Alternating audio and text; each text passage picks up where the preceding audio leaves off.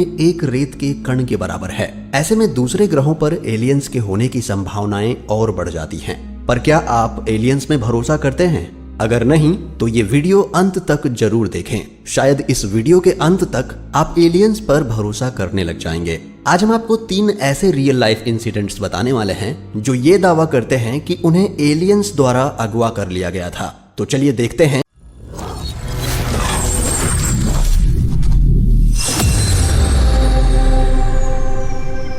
दोस्तों, ये कहानी है एक अमेरिकन कपल्स की जो ये दावा करते हैं कि उन्हें एलियंस ने अगवा कर लिया था। ये घटना है 20 सितंबर 1961 की, जब बर्नी और बेट्टी अपने काम से थक चुके थे और उन दोनों ने हॉलीडे प्लान करने का सोचा। हॉलीडे के आखिरी दिन जब बेट्टी और बर्नी घर वापस लौट रहे थे, तब कुछ ऐसा हुआ जिस पर यकीन करना काफी मुश्किल है। ट्रिप के लास्ट डे रात के करीब 10 बजे जब बर्नी और बेट्टी घर वापस लौट रहे थे, तब अचानक से बर्नी को आसमान में एक ब्राइट ऑब्जेक्ट दिखता है जो कि काफी तेजी से मूव हो रहा था। बर्नी को अंदाजा हो चुका था कि ये कोई तारा नहीं बल्कि एक यूएफओ है। बर्नी जब बेट्टी को ये बात बताती है तब बेट्टी को उस पर भरोसा नहीं होता है। दोनों की बात चल ही रही होती है कि तभी तेज रोशनी से वो ऑब्जेक्ट इन दोनों की तरफ बढ़ने लगता है और उनके गाड़ी से कुछ ही दूर पर जाकर उतर जाता है। बर्नी गाड़ी में से बंदूक निकालकर धीरे धीरे उस ऑब्जेक्ट की ओर जाने लगती है। दोस्तों, बर्नी के मुताबिक उसने एक बड़ा सा डिस्क टाइप ऑब्जेक्ट देखा था जिसको बर्नी ने यूएफओ बताया। उन्होंने बताया कि जब वो अपने कार की तरफ वापस भागने लगे तब वो लोग बेहोश होकर गिर गए और जब 2 घंटे बाद उनकी आंखें खुली तो उन्हें 2 घंटे के दौरान क्या हुआ कुछ याद नहीं था। उनका कहना था कि एलियंस ने उनको एक्सपेरिमेंट के लिए अगवा किया था और काम होने के बाद उतने वक्त की मेमोरी उनके दिमाग से मिटा दी गई थी।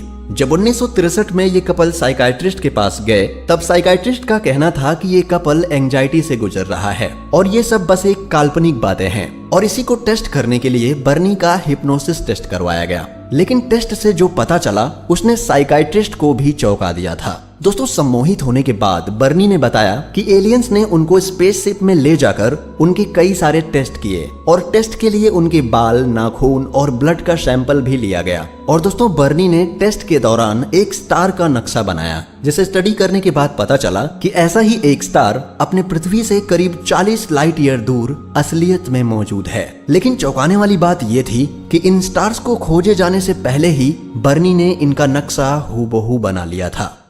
Fisherman alien abduction.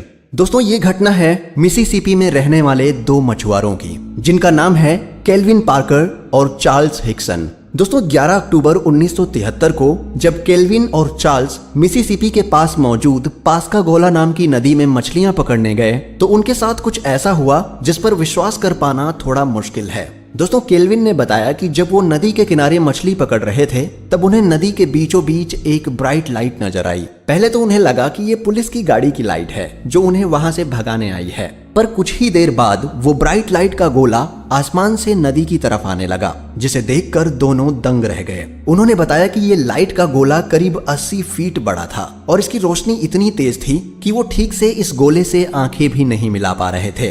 पार्कर ने बताया कि स्पेसशिप नीचे उतरते ही उसमें से 2 प्राणी निकले जिनके पैर नहीं थे और ये दिखने में काफी डरावने थे।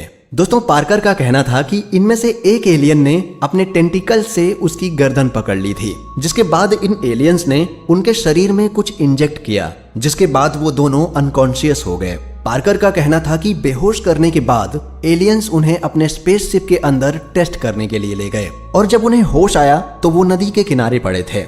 इस घटना के बाद दोनों तुरंत पुलिस स्टेशन पहुंचते हैं और ऑफिसर को पूरी घटना बताते हैं, लेकिन कुछ भी सबूत न होने के कारण ऑफिसर ने उनकी बात पर भरोसा नहीं किया और वो ऑफिसर ऑफिस से चले जाते हैं। लेकिन ऑफिसर इनकी कहानी का पर्दाफाश करने के लिए बाहर निकलने से पहले एक ऑडियो रिकॉर्डर लगा कर जाते हैं।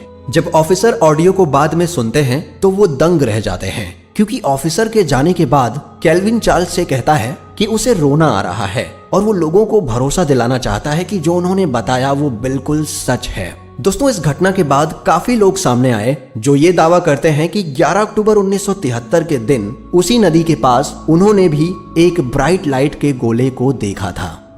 स्ट्राइबर अपहरण की कहानी।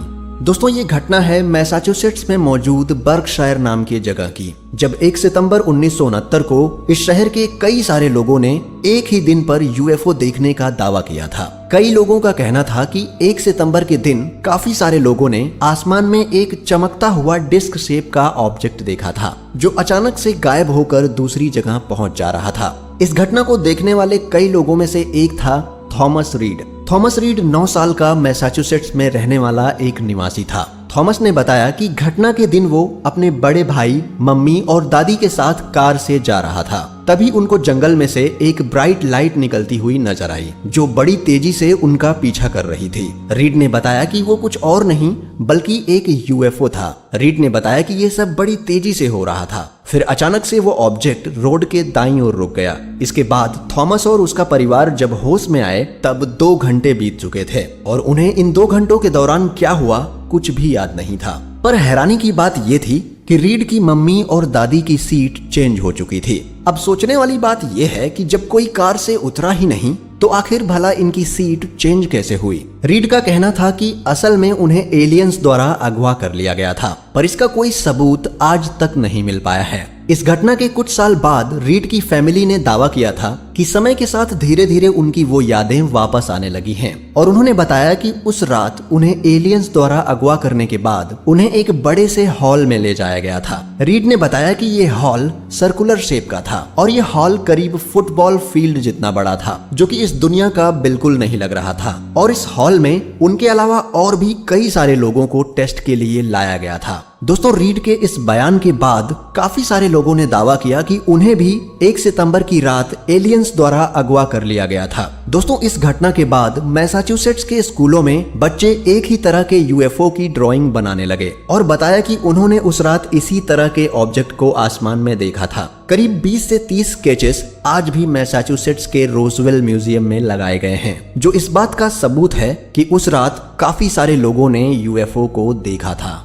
तो दोस्तों आज के लिए बस इतना ही। आपको इनमें से कौन सी कहानी ज्यादा सच लगी हमें कमेंट में बताएं, और वीडियो पसंद आई हो तो इसे लाइक जरूर करें और ऐसे ही रहस्यमय वीडियोस देखते रहने के लिए चैनल को सब्सक्राइब कर लें। मिलते हैं अगले वीडियो में, तब तक के लिए नमस्कार, जय हिंद।